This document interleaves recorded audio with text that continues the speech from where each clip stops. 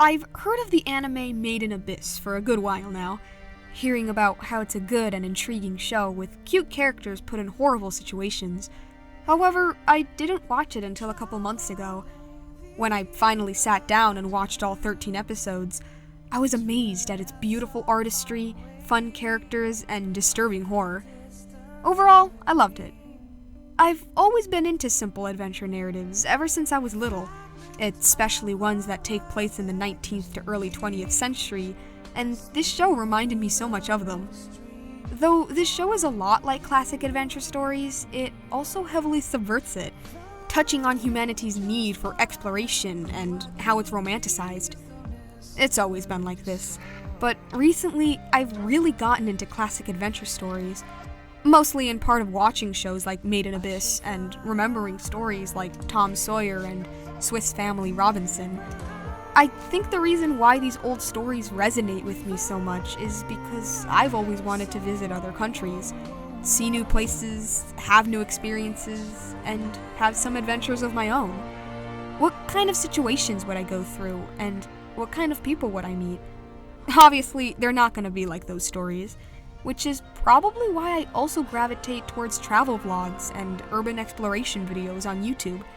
They fill this quiet desire to explore, the desire to travel, to go to places that are different from our normal lives, to learn more about this strange world we live in. People have always wanted to explore since the dawn of humanity. It's an inherent human desire, and Made in Abyss exploits the hell out of it. If there is one thing that this show does really well is get you interested in the Abyss itself. While watching, I felt like the protagonist Rico, who has a deep passion for exploring the Abyss. You want to see all the layers, you want to see all the animals that live there, you want to see all the white whistles, and most importantly, you want to see what's at the very bottom. Then I reached episodes 10 and 13.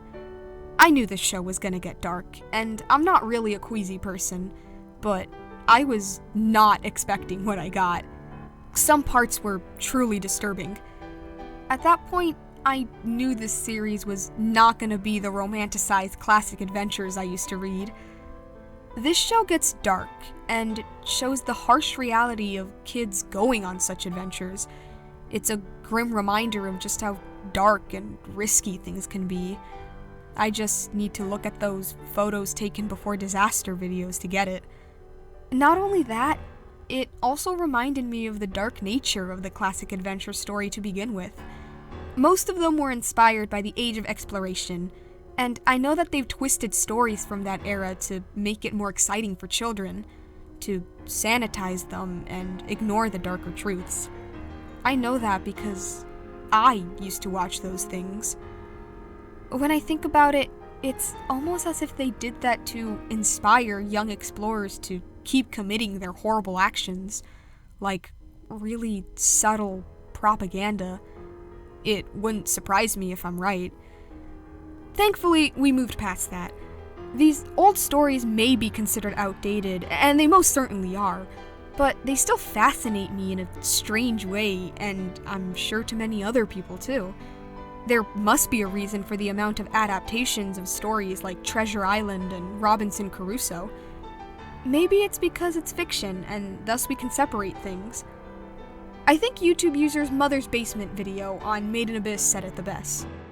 Is how they call back to the Age of Discovery, also known as the Age of Unchecked Colonialism and Imperialism, but the nice thing about this kind of fiction is that it mostly allows us to separate the romantic ideal of exploration and the frontier spirit from the horrifying realities that often resulted from them, and in some cases replace those with entirely different horrifying realities.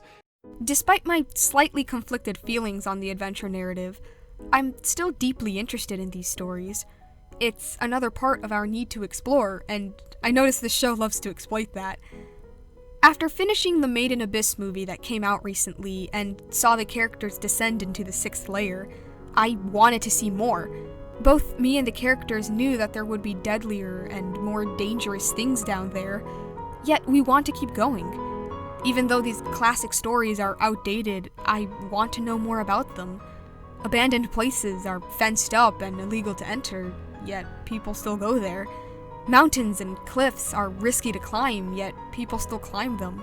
The ocean and space are practically impossible to explore, yet we still do our damnedest to try anyway. It's not just simple curiosity, it's an unflinching desire and the need to know what's out there and right here that compels us to keep going, no matter how bad the risks are. It's strong and contagious, and it affects everyone, if only a little. It's certainly affected me, both in the show and in real life.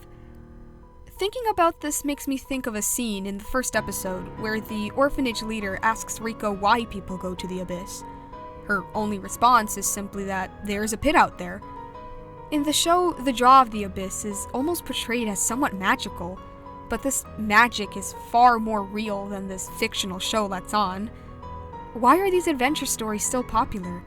Why do people go to great lengths to travel and explore if the risks are great? The answer is rather simple. There is a world out there, and it won't explore itself.